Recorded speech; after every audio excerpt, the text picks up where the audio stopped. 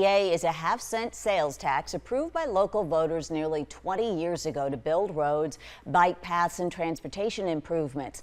The original plan is now close to wrapping up, and the city and RTA are feuding over priorities and price tags for a possible next phase. A revised plan presented today doesn't seem to have produced much movement.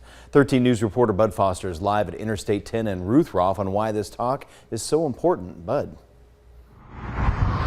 Well, Dan, this is why the RTA is so important. A couple of years ago, if I would have come up to this intersection and there would have been a train, I would have been sitting here for 20 minutes or more just to get to the other side. It was an absolute nightmare. But thanks to your tax dollars and the RTA, there's a nice new overpass I can breeze right on through, and it's that way all the way up and down the freeway. The RTA has built hundreds of projects in Pima County, but now a feud between the RTA and the city of Tucson puts that future in doubt. We have to be able to have a plan that Tucsonans can vote for. What's happening here around this table could have an effect on transportation in Tucson for years to come.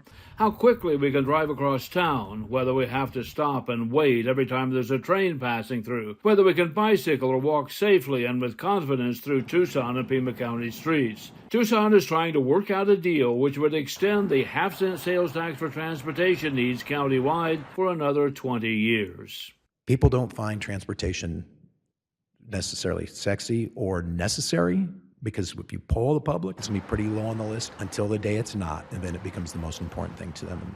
Before voters passed the RTA half-cent sales tax in 2006, Tucson's traffic was gridlocked. So much so, Tucson's economy was being stifled by a lack of mobility. After failing to pass the half-cent sales tax twice, Tucson motorists finally got fed up enough to pass it.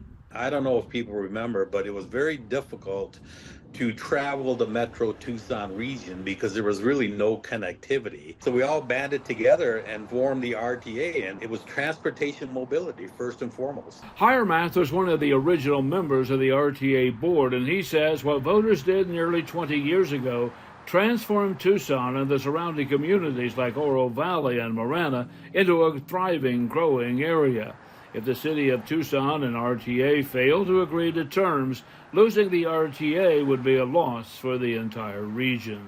I think that they've lost sight of what it was like when we didn't really have major corporations, when corporations didn't want to move to Tucson because of the lack of transportation mobility. I think that it's going to be a huge setback. Tucson brought the RTA chair into its meeting today to lay out the plans for the next 20 years. And while not everyone was overly impressed and agreed with all of the plans, there was some breaking of the ice.